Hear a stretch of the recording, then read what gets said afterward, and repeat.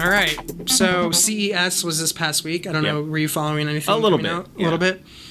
Again, I always feel like I've been this way for a while. Where remember when Macworld was a thing? Yeah. Where Apple would have its own conference at like either a similar time or used close to it. Yeah. And especially close to the iPhone, it was like no one cared about CES. Everyone was more like, "What's Apple going to announce?" Right. So I just don't pay attention to CES anymore. CES has some weird and cool stuff. Yeah, it has some weird and cool stuff, but there were a couple things that caught my eye that I did want to bring up. Did you see the TV that LG showed off? Was it the roll-up one? Yeah. Yeah. So your house can be an evil layer. Yeah. So if you haven't followed anything at all in terms of CES, it's news. Basically, LG created a rolling TV. So basically, you would have like a base. Think of like a projector. And like, yeah, a projector screen would like come up out from the bottom. So anytime you were like not going to watch the TV, you could just hide the screen. And everyone was like, holy crap, because one of the things that you sometimes hear is how people don't like how television has become the fixture in the living room. Right. So like Samsung now lets you display artwork when it's not in use. Right. Or like Apple has like their backgrounds on the Apple TV, and everyone was like, this is the future. We can have like a TV that kind of just folds up and just goes away. Right. I mean, so let me clarify too. It's not a projector screen. It is like a projector screen where it folds up out of the It's base. the actual TV screen itself that's folding. But it's not a projector. It is a LCD, and I think it's an LCD screen. It's either LCD or OLED, but it's not a projector screen. So don't think like when we say projector screen, we're using it as the form factor, not the actual technology within the TV. So it is a high quality screen that you're looking at. I think when I saw it, like The Verge was saying, if they put it on the market, it was gonna be like $20,000. Yeah, it's ridiculous. But so I'm of the sort of group that I don't like the folding motion. I don't know if I would use that, and like plus it just becomes an empty space then. Right. Anyway. So are you going to put like artwork behind where the TV is supposed to be, or are you going to just have like an empty wall? Because you can't put anything on top of it, right? So you because it would have to fold up, right? Yeah. So you'd still have this big empty space. I'm actually a fan of the glass panel that has the kind of the screen built in, right? Yeah. That you can look through when it's off. I actually really like that. I think that's really classy. I can see that being a bigger thing than this one feels kind of almost like a little too niche to ever be mainstream. Again, it's like an evil layer thing. It's like this would be really cool. You know, it's gonna make an appearance in like the next Bond movie. Yeah, it's like when you have like you're like, I want a security system, and you're like, what are you gonna get? Laser grid. What? They have those now. You can get a laser grid in your house. Okay. Like, so basically, I can go in to break into that person's house, do like the Hollywood spray of dust, and then immediately see it. Okay. Yeah.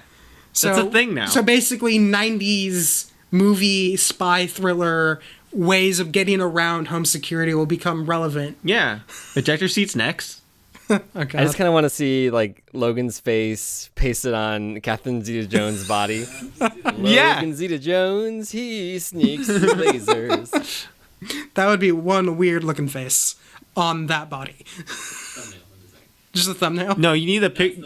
He needs the pic. No, he needs the picture of him when he had the long hair and the longer beard. And the longer beard.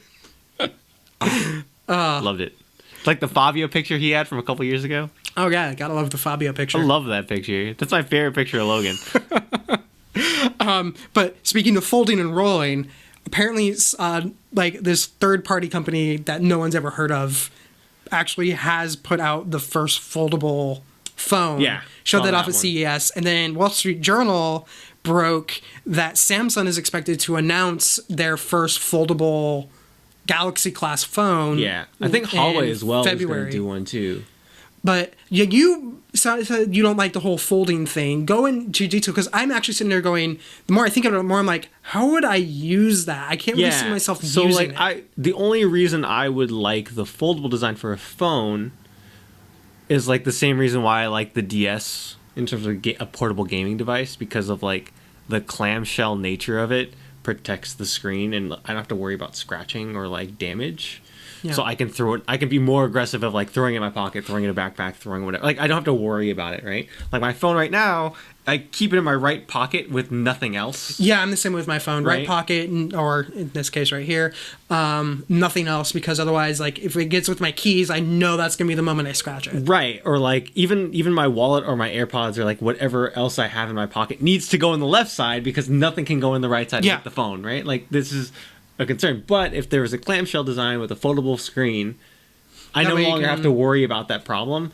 The thing is that I don't quite know how that would function in terms of, like, would you have a crease in your screen over time? Because when how would I use it one-handed? Would I have to flip it open like a flip phone and then it would lock into place? Because then how would I close it one-handed? Like, these are all when I was reading the Verge article, they basically described it to where first off, the key problem actually wouldn't go away from the way they made it sound, where like the screen is on the outside of the clamshell rather than the inside. Yeah, to see that, I don't like that at all. Then they're like, and then you have like two Android phone interfaces on either side. But I think it's still like one phone. You can just use whatever side. But it's still just like, that doesn't solve the screen problem. And what is the purpose? Yeah. And then can we like sit there and hold it between us and have like two phone calls going?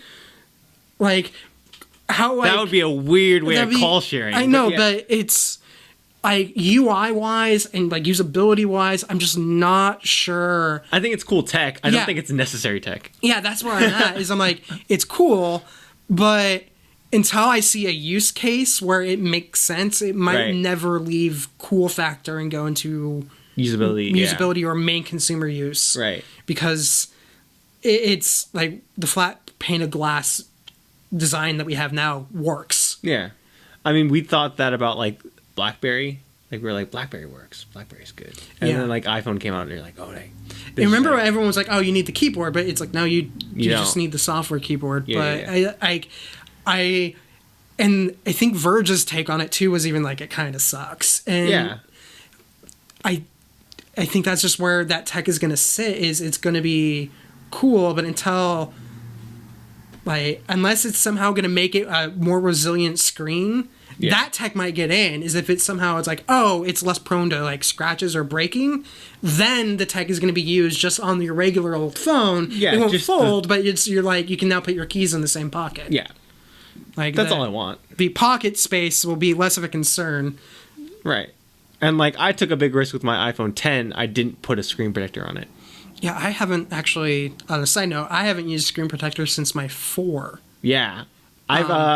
I've taken a stand against screen protectors. Well, I even don't have a case on my phone. Admittedly, I'm still rocking the SE, and the thing is basically the Nokia brick. This still doesn't, like, you haven't had a lot of wear and tear on this. And the crazy thing is I drop it all the time. I know, you're a clumsy human being. Yeah. But, like, this isn't actually bad at all. So like, there's a couple things here and there, but, like, going right into, like, just phones in general, I think more than anything, it's less, like, cool features and more make what it's iteration, right? It's iteration, less new features, which actually kind of leads into the whole Apple and Samsung and LG debacle in terms of their quarter profits for last year, which, if you haven't heard, basically every cell phone manufacturer has announced that they are going to miss their projections for the end of year 2018. And it's one of those things where everyone freaked out because there's always been this Apple is doomed mantra in tech press, and then everyone's like, see, we were right, and then it was like Samsung broke and then LG broke, and it's like, no, this is an industry-wide thing. A lot of people have said, oh, it's because of just trade with China not being as strong as it's been, especially with just how relationships are working now. Sure. But I think it's saturation of the market. I think it's saturation of the market.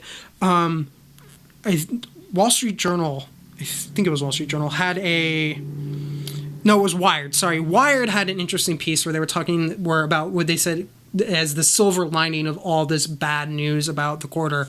And they said this is good for consumers because A, it means that you don't feel like you need to upgrade as often to get a new phone, which means you're saving money in that regard. Right.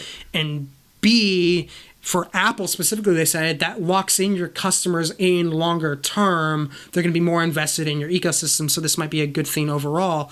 But yeah, I think to your point, we're seeing just the iteration aspect of phones. It's no longer the new big thing on the phone, because the next big thing, like the rumor is, Apple's going to add a third camera to the phone, and that's kind of... I mean, so like as a tech person, as someone that uses their phone for content or, you know, for a job, I'm super happy about the third camera.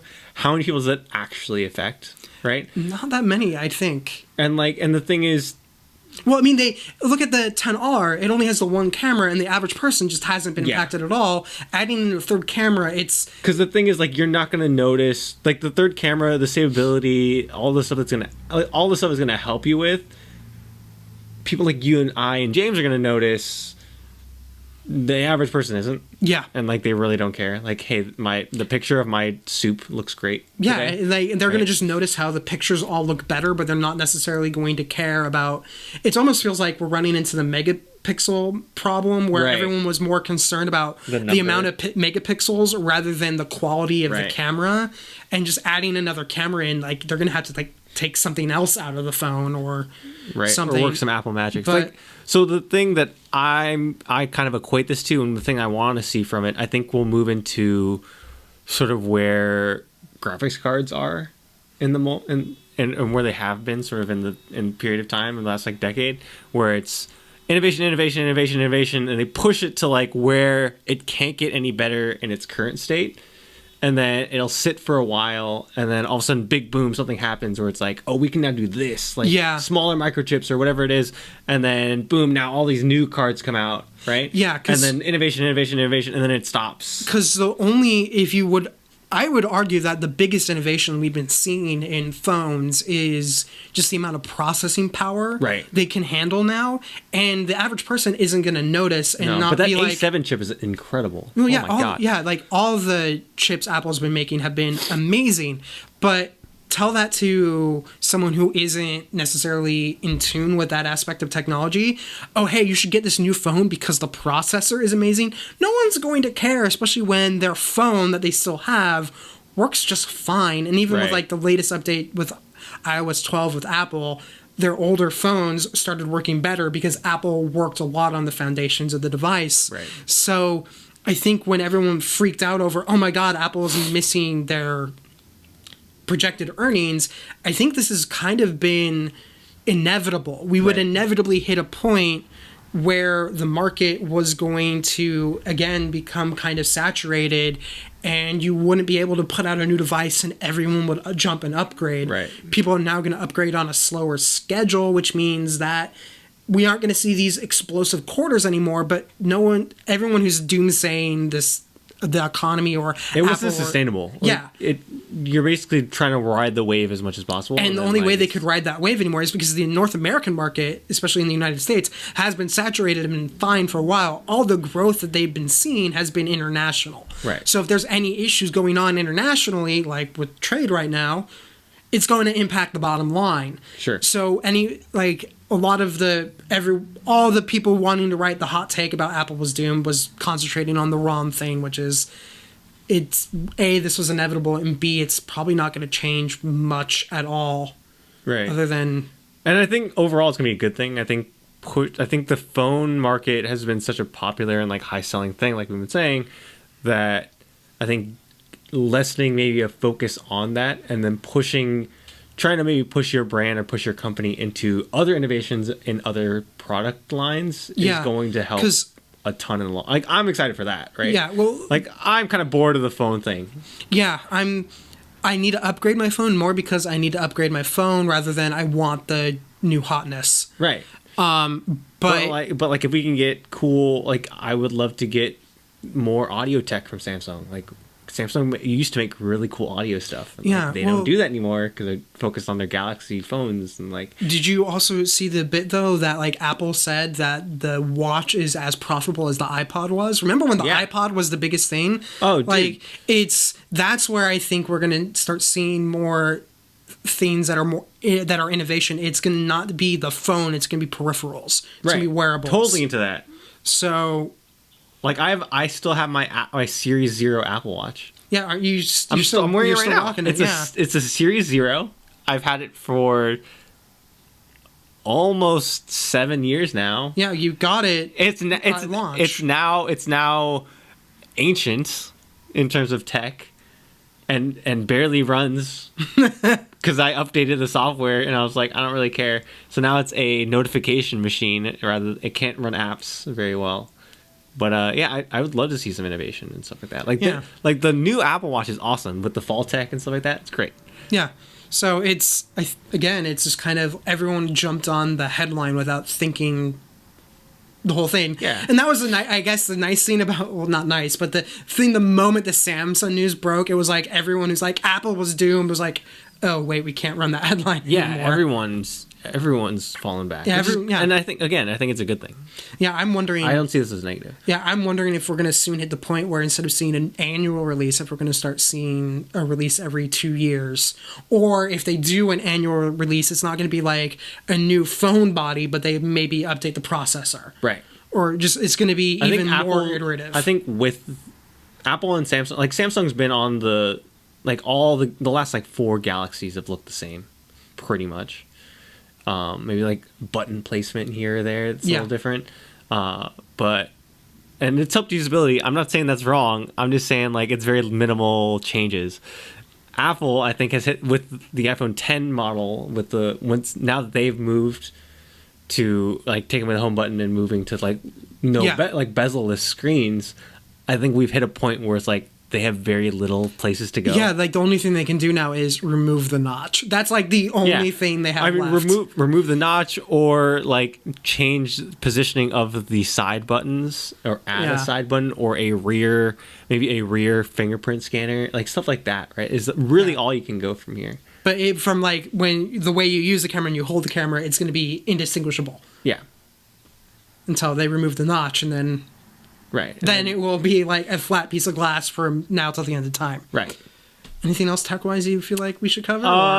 No, but go if you're interested in tech, go look at just like CES articles and just kind of click around. You see some weird stuff. There was some crazy stuff. And like stuff that's not great. Like someone made a $80 portable NES that uses the cartridge. And so it's $80 and it uses the cartridge, which sounds awesome, but it's a screen that is this small, and the device is like gigantic. Like it's like you're holding an NES in your hands and you stuff the cartridge in the top. It's not great. CES is, but it looks cool.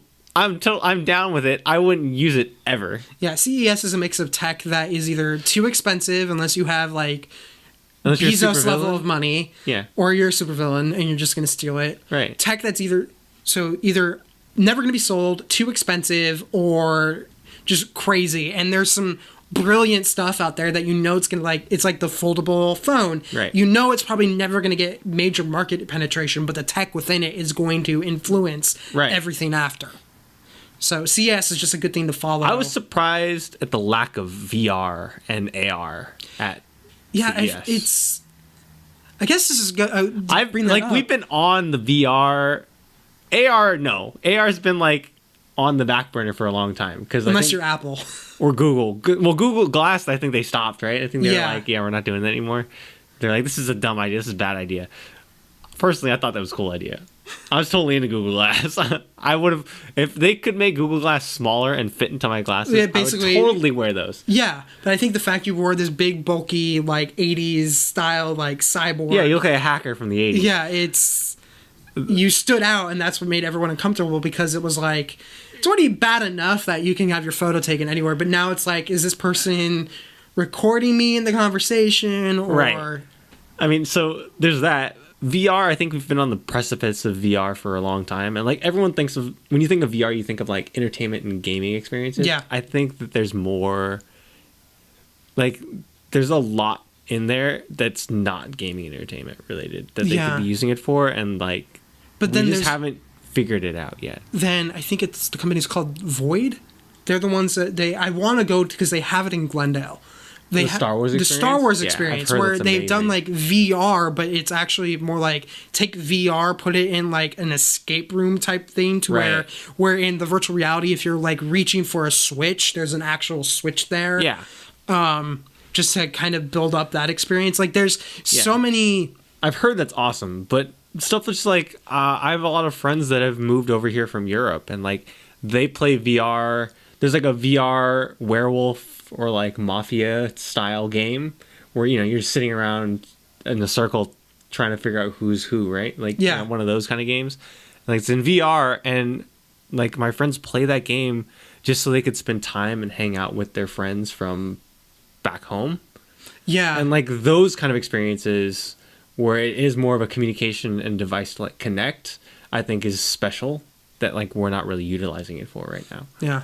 I mean, it doesn't help that it's an expensive entry point to get to that stuff. Yeah, it's like what an entry level VR set is going to put you back. Well, I mean, if you get PSVR, right? That's isn't that $200? Yeah, it's $200, and then plus the box is like another, so it'd be like $500. Right? Yeah.